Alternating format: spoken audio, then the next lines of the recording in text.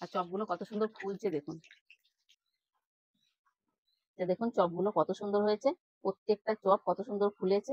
বন্ধুরা চলে এসেছি অন্য দিনের মতন আজকে আর একটা রেসিপি নিয়ে। আজকে বানিয়ে আপনাদের দেখাবো দোকানের মতন চপ, আর ঘরোয়া পদ্ধতিতে সহজভাবে কিভাবে বানানো যায় সেটাই আজকে আপনাদের বানিয়ে দেখাবো।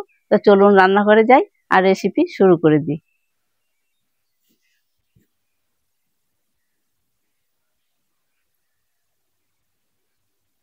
তো চপ ভাজার জন্য আমি বেসনের ব্যাটারটা বানাবো, তার জন্য আমি বেসন নিয়েছি আর একটা চালনি নিয়েছি।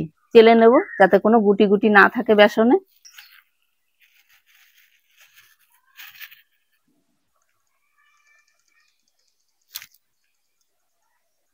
তো এই বেসনে আমি এখন কিছু উপকরণ মেশাবো, কি কি মেশাই সেটা আপনাদের দেখাবো। 1 চামচ কাশ্মীরি লঙ্কার গুঁড়ো, 1 চামচ হলুদ, স্বাদ মতো লবণ, এগুলো ভালো করে আমি মিশিয়ে নেব। এবার ভালো করে বেসনটা আমার মেশানো হয়ে গেছে। এবার অল্প অল্প জল দিয়ে বেসনটাকে ভালো করে আমি মেখে নেব।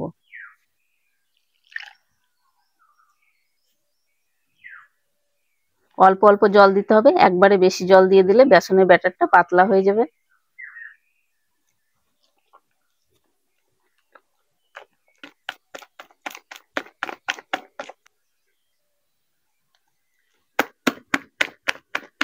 তো বেসনটাকে এরকম 5 থেকে 10 মিনিট ভালো করে ফেটিয়ে নিতে হবে, তবে এই চপগুলো একদম ফুলকো ফুলকো হবে।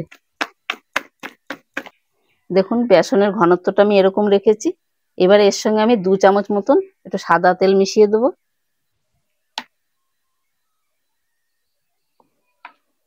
এটা দিয়ে আমি আরো কিছুক্ষণ ভালো করে মাখিয়ে নেব। তো চপের জন্য আমার বেসনের ব্যাটারটা রেডি হয়ে গেছে। এবার আমি এটা প্লেট দিয়ে ঢেকে রাখবো আর আলুর পুরটা তৈরি করে নেব। তো এখানে আমি উনুনটা ধরিয়ে নিয়েছি, চপের জন্য একটা ভাজা মশলা লাগবে, সেই মশলাগুলো আমি ভেজে নেব। 1 চামচ গোটা জিরে, 1 চামচ গোটা ধনে, 3টে শুকনো লঙ্কা ছেড়ে একটু ভেজে নেব।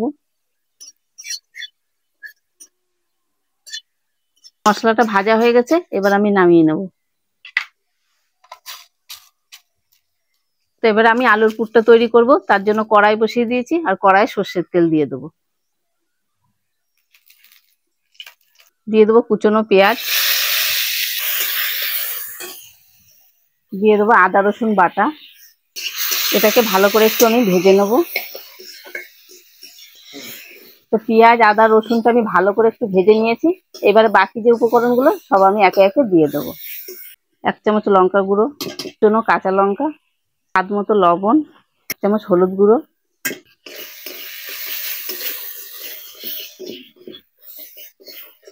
তো সেদ্ধ করে রাখা আলুটাকে হাতে ভেঙে দিয়ে দেবো।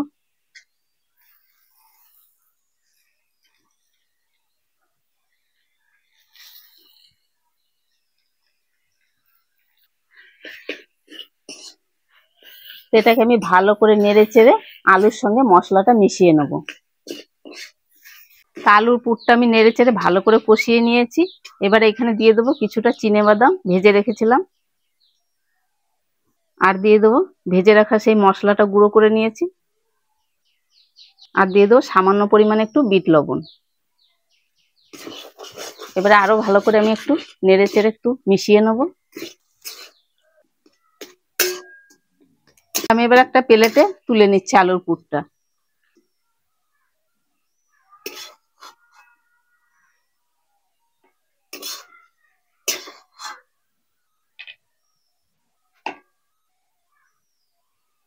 এদিকে আলুর পুরটা একটু ঠান্ডা হয়নি, ততক্ষণ আমি একটা কড়াই বসিয়ে দিয়েছি।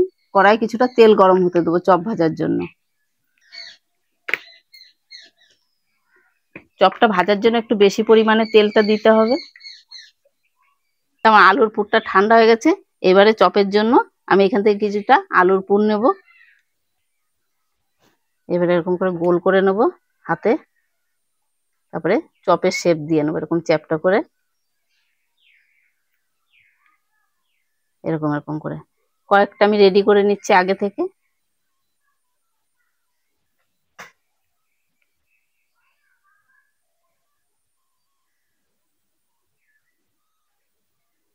এখানে আমি অনেক কটা রেডি করে নিয়েছি আলুর চপের পুর।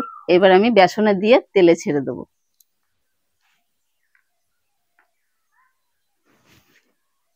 এবারে বেসনটা উপর থেকে খানিক দিয়ে দেবো।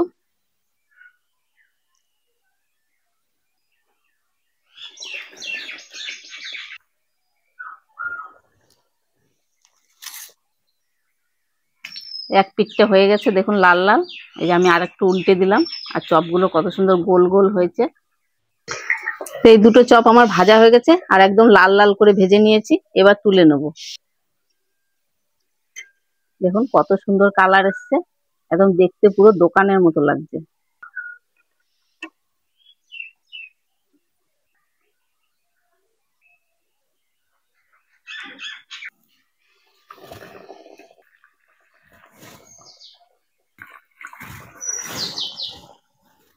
এবার আমি আবার উল্টে দেবো চপগুলো।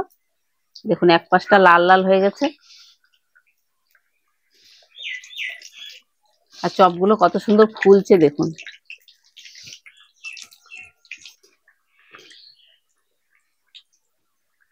তা আপনারা তো দোকান থেকে কিনে খান, দোকানে অনেক দিনের তেল কড়াইয়ে থাকে, সেটা আমাদের স্বাস্থ্যের পক্ষে অতটা ভালো না। তা আপনারা মাঝে মাঝে এরকম বাড়িতে বানিয়ে খাবেন চপ, আর বাড়ির সকলে মিলে গরম গরম চপ দিয়ে মুড়ি খেতে পারবেন, আর খুবই ভালো লাগে। আর দারুণ টেস্ট হয় এই চপটা। এই দেখুন এই চপগুলো আমি লাল করে ভেজে নিয়েছি, এবার তুলে নেব।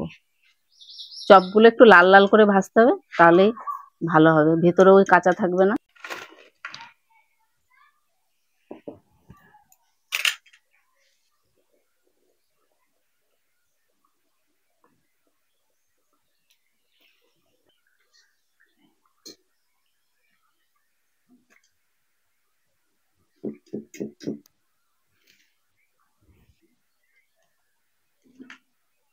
তো দেখুন এদিকে আমি চপ ভাজা শুরু করেছি, আর এদিকে বৃষ্টিও হচ্ছে, আর এই বৃষ্টির দিনে চপ দিয়ে মুড়ি একদম পুরো জমে যাবে।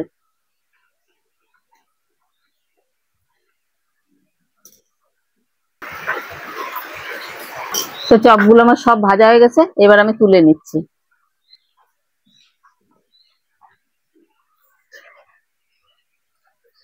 যে দেখুন চপগুলো কত সুন্দর হয়েছে, প্রত্যেকটা চপ কত সুন্দর ফুলেছে, দেখতে পুরো দোকানের মতো লাগছে।